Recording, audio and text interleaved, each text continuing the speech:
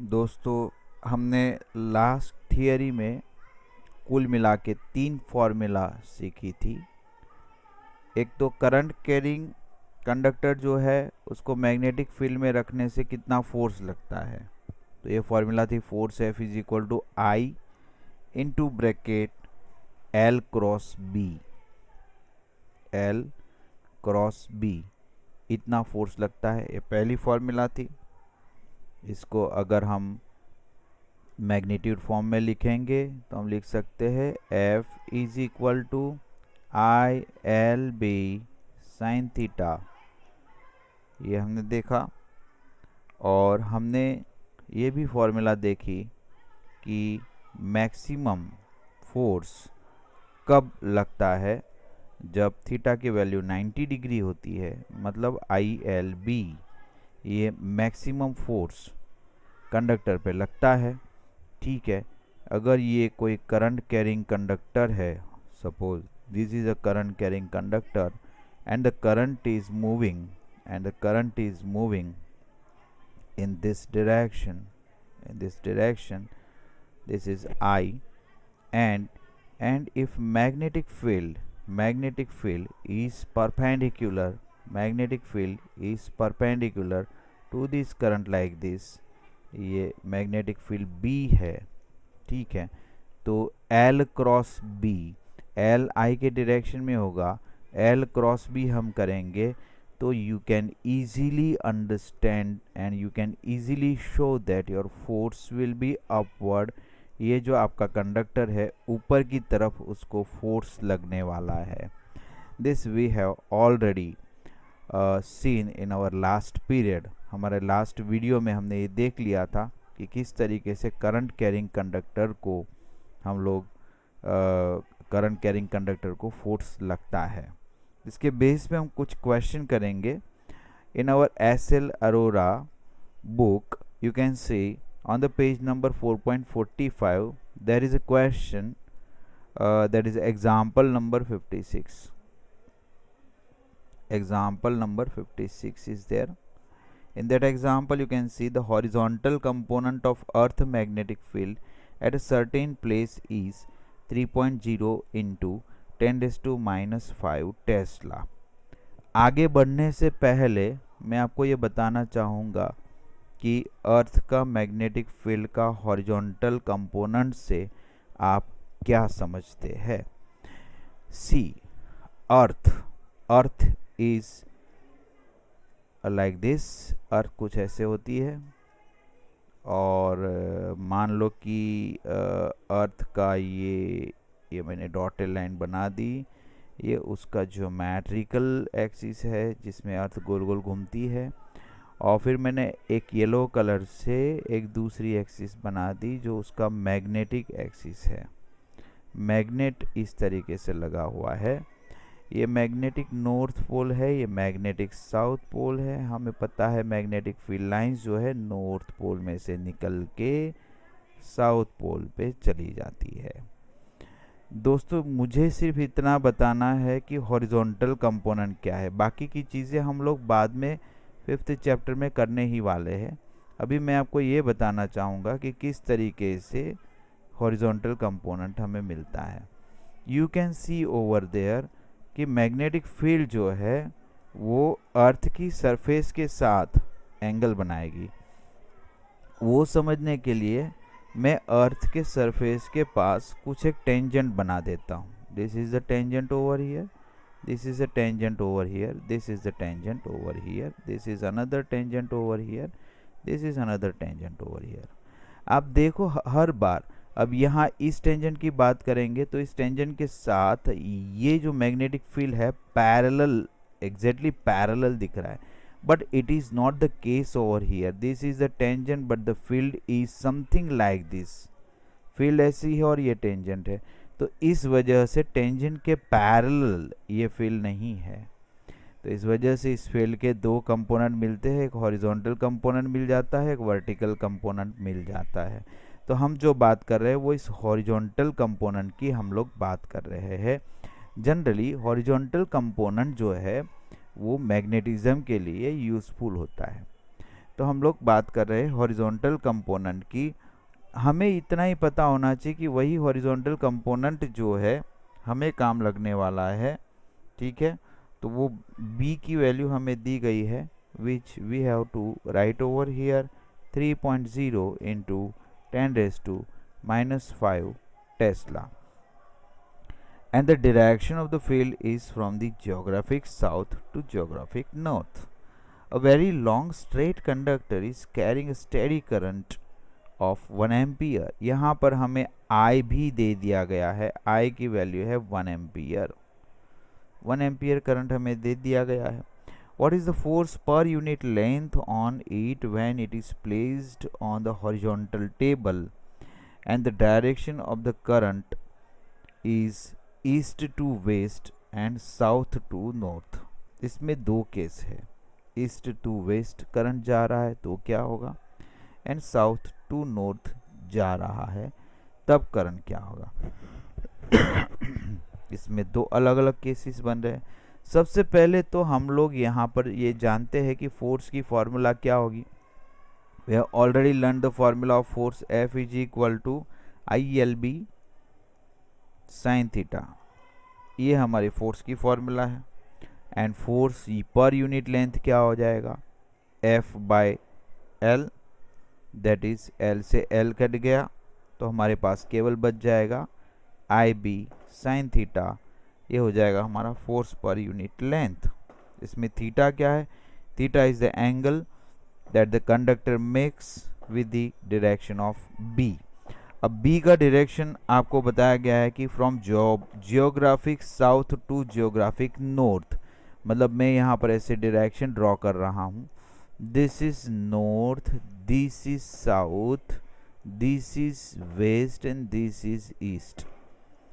मेरा B का direction उन लोगों ने बताया है, यहाँ पर स्पेसिफिकली मैं पढ़ रहा हूँ वापस से, field is from geographic south to geographic north.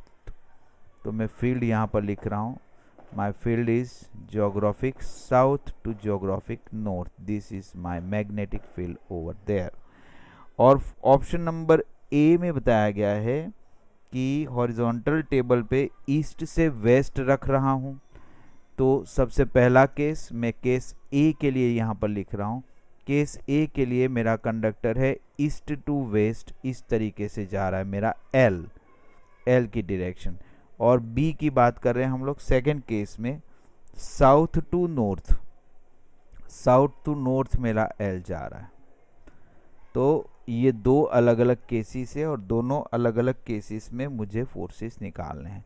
जैसे कि आप देख रहे हो केस बी में तो आप बोल रहे हो कि बी और एल दोनों पैरेलल हो जाएंगे, तो केस बी में तो फोर्स 0 ही होने वाला है।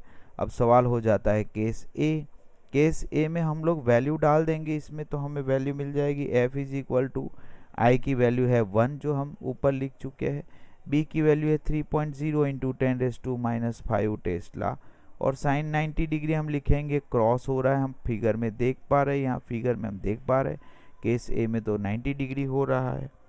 तो हम लोग सीधा ही लिख सकते हैं कि इसकी वैल्यू आ गई 3.0 इंटू 10⁻⁵ और newton meter raise to -1। This is what the force per unit length in the case A. लेकिन केस बी की कहानी कुछ अलग है। F is equal to IB sine 0 degree, तो आंसर तो 0 आ गया क्योंकि ये B और L दोनों पैरेलल हो गए।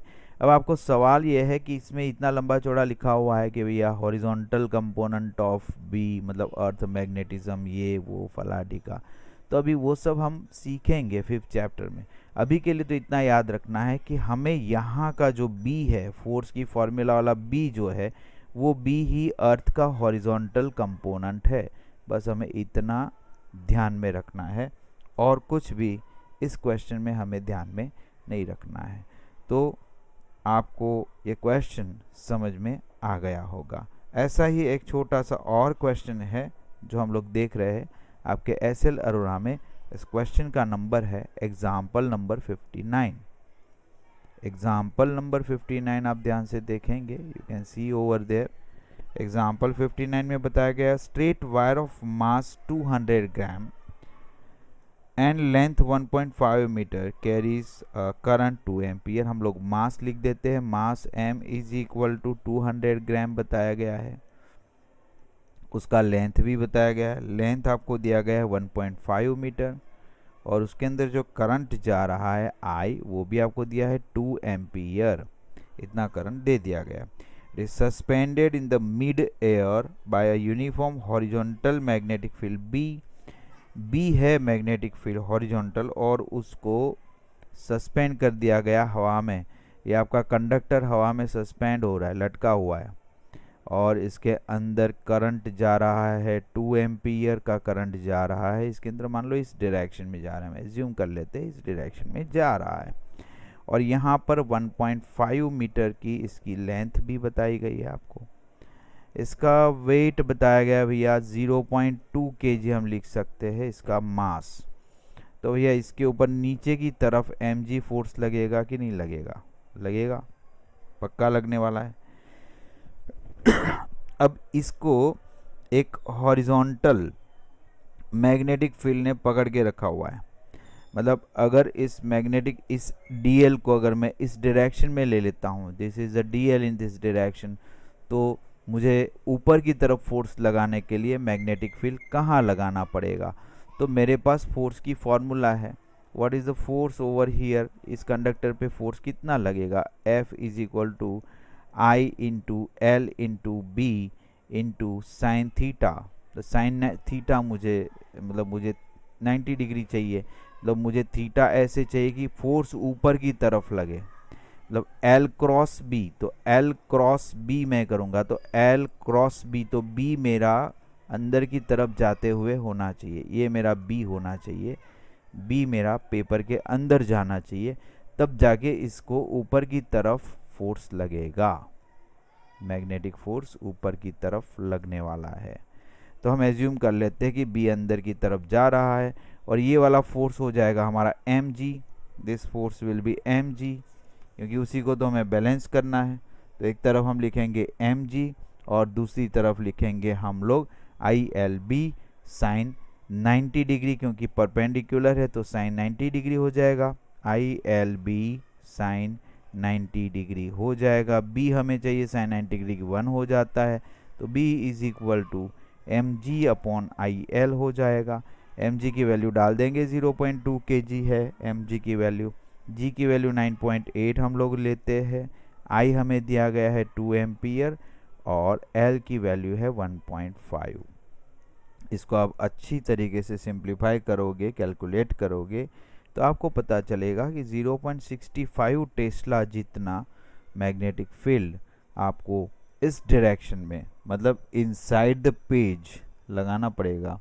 ठीक है, यहाँ पर फिगर में क्रॉस करके दिया गया है, इट इज़ करेक्ट, क्रॉस करके दिया गया है बुक में, तो करेक्ट है, इनसाइड हमें मैग्नेटिक फील्ड लगाना है। ठीक है, तो इस तरीके से इसके और भी बहुत सारे अच्छे अच्छे क्वेश्चन हैं जो आपको करने हैं, वो आपके सेल्फ स्टडी के लिए मैं आपको दे रहा हूँ। तो ये है हमारे question based on the current carrying conductor पे कितना फोर्स लगता है, उसके फॉर्मूला के बेस पे कुछ एक क्वेश्चन है, और ये बोर्ड में भी पूछे गए थे, MCQ के लिए भी ये ज़रूरी हो जाते हैं। तो आप इसके और प्रैक्टिस करिएगा, और क्वेश्चन प्रॉब्लम फॉर प्रैक्टिस में कुल मिला के हम देख पा रहे हैं यहाँ पर 12 क्वेश्चन है जो आपको होमवर्क में मिल रहे हैं। आपको होमवर्क में प्रॉब्लम फॉर प्रैक्टिस